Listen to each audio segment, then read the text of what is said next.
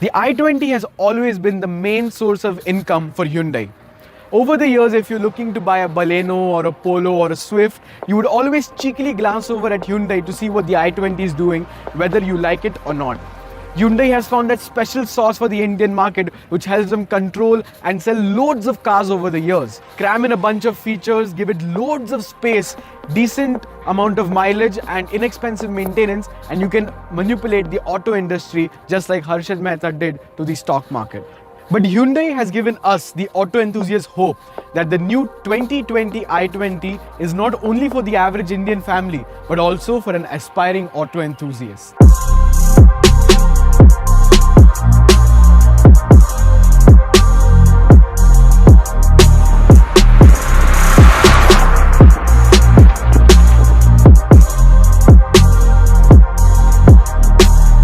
The new i20 comes with an all-new platform from Hyundai.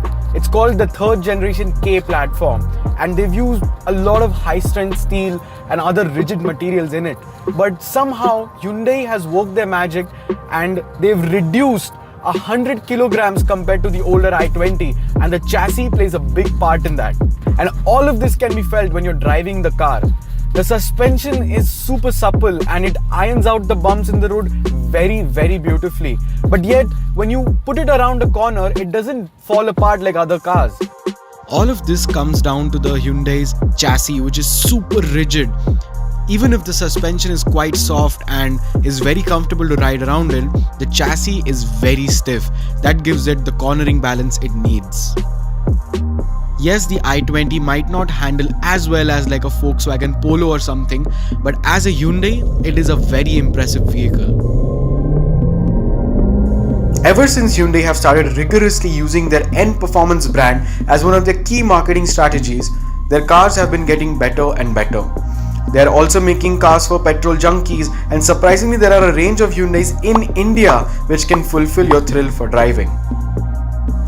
Hyundai's turbo variants, which have the 1-liter turbo, truly have been regarded as some of the fastest vehicles in their segment. And the best part is they can be opted in either a 6-speed manual or a 7-speed DCT in some cases. Same goes for the i20. You can opt for a 1-liter turbo and it's a zippy little thing. Might not be as sonorous as a 4-cylinder engine, but when it comes to raw power, it really does pull like a much larger motor.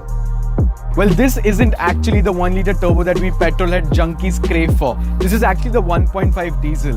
And the impressive thing about this motor is that Hyundai have kept this motor BS6 compliant. Whereas most manufacturers are letting go of diesels because of the regulations, this is actually a BS6 compliant motor. And the power figures are also very impressive. It makes 100 bhp, which is quite modest, but the torque figure is out of the roof for something like this. 240 Newton meters of torque out of this small little motor. Quite impressive. When it comes to the looks, well, Hyundai have surely put some hot sauce in the mix. The last generation i20 was a total mess in my opinion. Hyundai tried very hard to make it look unique, but failed miserably, and we got this weird yet quite regular looking car somehow.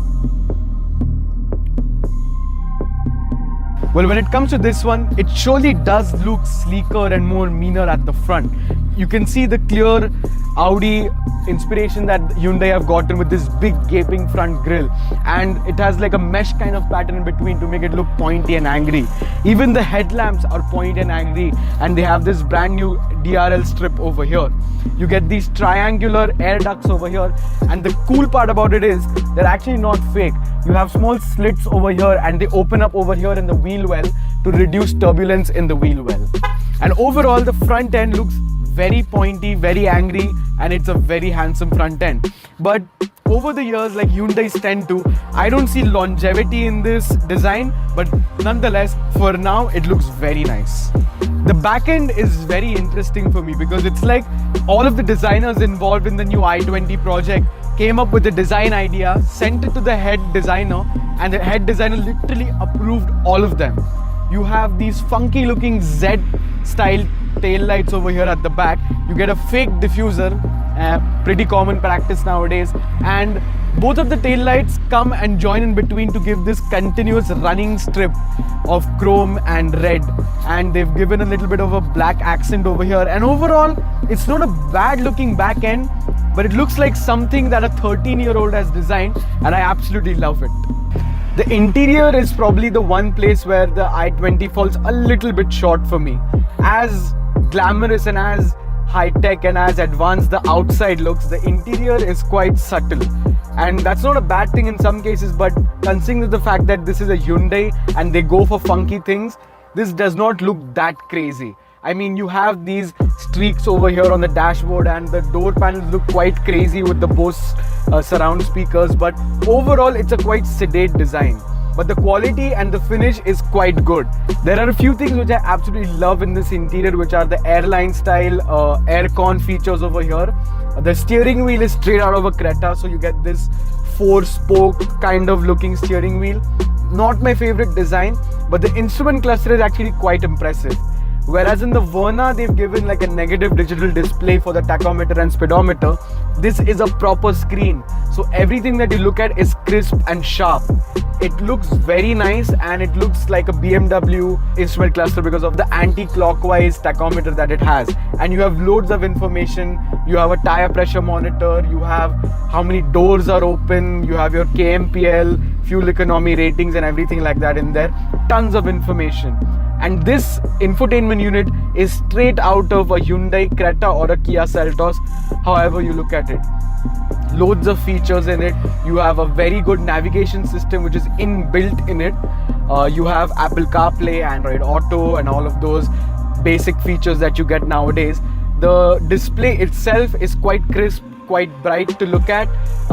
There is no lag which you used to find in the older Hyundai infotainment systems, and overall it's a very good infotainment system, but it looks a little bit tacky when it's stuck on over here like this. Probably they could have done a design where it was a little bit more in the dashboard rather than just stuck on it. This is the top end model, the SXO variant. So you get a sunroof over here, and you also get an air purifier, which is a cool little touch in these pandemic times.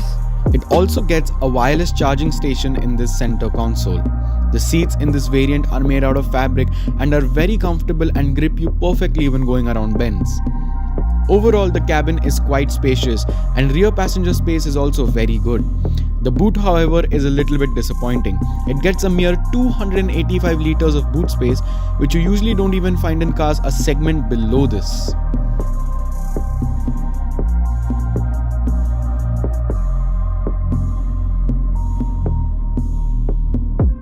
The i20 has always been the go-to car for the modern Indian, I would like to say, because the people who have been in India for quite a while, like your dad or your mom or someone elder than that, they always knew that Maruti Suzuki was the way to go if you wanted a reliable and car which has decent amount of features. But the newer generation, they know that Hyundai is the place to go if you want features, mileage and a few other things inside the car. But they've captured another market with this new i20. It drives pretty well, and that's very astonishing for an i20, because the i20s have always been something which are quite boring to drive, but this one is not boring at all to drive. It's actually quite fun, and I can't imagine how nice the i20 turbo, and by God, by any chance the i20 N line or N come to India, how insane they would be to drive. So they've captured the auto enthusiasts as well with this brand new i20, and that's a big win for the Indian car community.